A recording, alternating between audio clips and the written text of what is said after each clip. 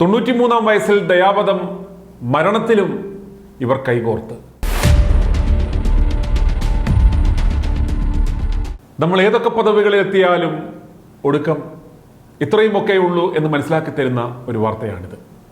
കഴിഞ്ഞ ദിവസം ഒരു മുൻ പ്രധാനമന്ത്രിയും ഭാര്യയും ദയാവധത്തിന് വിധേയയായി. നെതർലാൻഡ്സ് പ്രധാനമന്ത്രിയായിരുന്ന ഡ്രേസ് വാൻ ആക്ട് ഭാര്യ യുജനി വാൻ ആക്ടിനൊപ്പമാണ് 93-ാം വയസ്സിൽ ദയാവധത്തിന് വിധേയനായത്.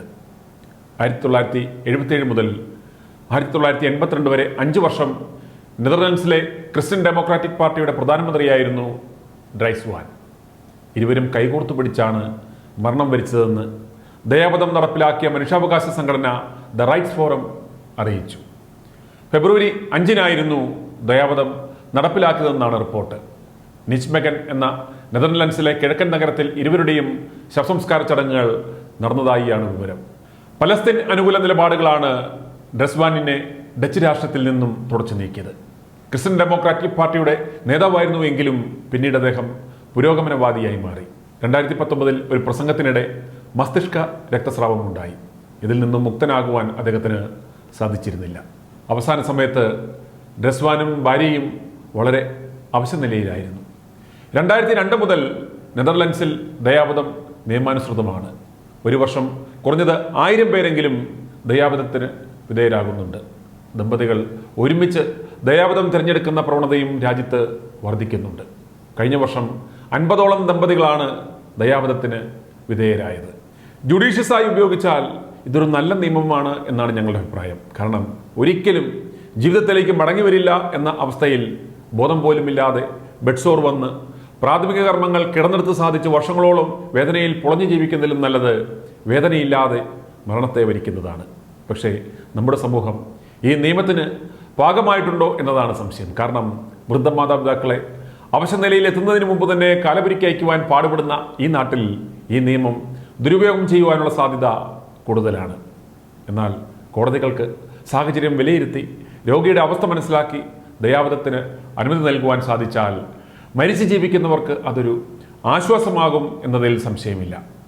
നിഷ്ക്രിയ ദയാവധം ഇന്ത്യയിൽ നിയമവിധേയമാക്കിക്കൊണ്ട് 2018 മാർച്ച് 9-ന് സുപ്രീം കോടതി ചരിത്രപരമായ ഒരു വിധി പ്രസ്താവിച്ചിട്ടുണ്ട്. ഒഴിവാക്കാനാവാത്ത സാഹചര്യങ്ങളിൽ നിഷ്ക്രിയ ദയാവധം അനുവദനീയമാണെന്ന് 2015 തന്നെ സുപ്രീം കോടതി പറഞ്ഞിരുന്നു. ചീഫ് ജസ്റ്റിസ് ദീപക് മിശ്ര അധ്യക്ഷനായ സുപ്രീം കോടതിയുടെ 5-അംഗ ഭരണഘടനാ ബെഞ്ചാണ് ദയാവധത്തിന് ഉപാധികളോടെ അനുമതി നൽകിയിരിക്കുന്നത്. 1.5 പതിറ്റാണ്ട് നീണ്ട നിയമ പോരാട്ടങ്ങൾക്ക് ശേഷമാണ് ദയാവധത്തിന് അനുകൂലമായൊരു വിധി കോടതിയിൽ നിന്ന് ഉണ്ടായത്. ദയാവധത്തിന് അനുമതി നൽകുന്നത് പ്രശ്നങ്ങൾക്ക് കാരണമാകുമെന്ന കേന്ദ്ര സർക്കാർ വാദങ്ങളെ തള്ളിക്കൊണ്ടാണ് സുപ്രീം കോടതിയുടെ ഈ വിധി ഉണ്ടായത്.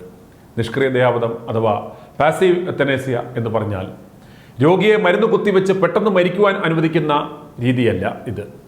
മെഡിക്കൽ ട്രീറ്റ്മെൻറ്റ് പൂർണ്ണമായും ഒഴിവാക്കി രോഗിയെ മരിക്കുവാൻ അനുവദിക്കുന്നതാണ് നിഷ്ക്രിയ ദയാവധം. മരുന്നുകളും ജീവൻ രക്ഷാ ഉപകരണങ്ങളും ഇത്തരത്തിൽ ഒഴിവാക്കും. അസുഖം മൂലം ജീവിതത്തിലേക്ക് തിരിച്ചു വരാത്ത അവസ്ഥയുണ്ടാകുമ്പോൾ രോഗികൾക്ക് മുൻകൂട്ടി ദയാവധത്തിനുള്ള സമ്മതപത്രം എഴുതി വെക്കാം.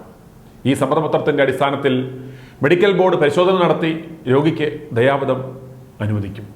നമ്മൾ ചെയ്യുന്നത് എന്താണ്? രോഗം മൂർച്ഛിച്ച് അവശനിലയിലായി കഴിയുമ്പോൾ വെള്ളവും ഭക്ഷണവും ഇറങ്ങാതെ മരണസമയമായി എന്ന് ശരീരം അടയാളം കാട്ടുമ്പോഴും ആശുപത്രിയിൽ കൊണ്ട് ഐസിയുലാക്കും. ട്രക്കോസ്റ്റമി ചെയ്ത് കഴുത്ത് തുളച്ച് കുഴലിലൂടെ ഭക്ഷണവും വെള്ളവും ഇറക്കിക്കൊടുക്കും. വെന്റിലേറ്റർ ഘടിപ്പിച്ചുള്ള ഓരോ നിമിഷവും അവർ വേദന കൊണ്ട് പുളയുകയായിരിക്കും. ലൈംഗിക പീഡനത്തിനിരയായി 1973 മുതൽ അബോധാവസ്ഥയിൽ കഴിഞ്ഞിരുന്ന വനിതയാണ് അരുണ ഷാൻബാഗ്.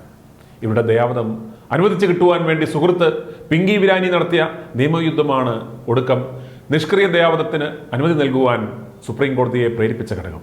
കർണാടകയിലെ ഹാൽദിപ്പൂരിൽ നിന്ന് മുംബൈയിലെ KEM ഹോസ്പിറ്റലിൽ ജോലിക്കായി ചേർന്ന അരുണ എന്ന നഴ്സിനെ ഹോസ്പിറ്റൽ ജീവനക്കാരനായ സോഹൻലാൽ വാൽമീകി പീഡിപ്പിക്കുകയും അതിനെ തുടർന്ന് അബോധാവസ്ഥയിലാകുകയും ചെയ്തു. 42 വർഷത്തോളം അബോധാവസ്ഥയിൽ ആശുപത്രിയിൽ തന്നെ കിടന്ന അരുണ 2015 മെയ് 18-ന് കടുത്ത ന്യൂമോണിയ ബാധിച്ച് അന്തരിക്കുകയായിരുന്നു. ദയാവധത്തിന് കാത്തു നിൽക്കാതെ 42 വർഷം സകല ദുരിതങ്ങളും അനുഭവിച്ച് അവർ ഇഹലോകവാസം വെടിഞ്ഞു. i2i News, an eye for truth. i2i News subscribe ചെയ്തിട്ടില്ലാത്തവർ ഇപ്പോൾ തന്നെ സബ്സ്ക്രൈബ് ചെയ്യുക. നോട്ടിഫിക്കേഷൻ ലഭിക്കുവാൻ ബെൽ ബട്ടണും അമർത്തുക.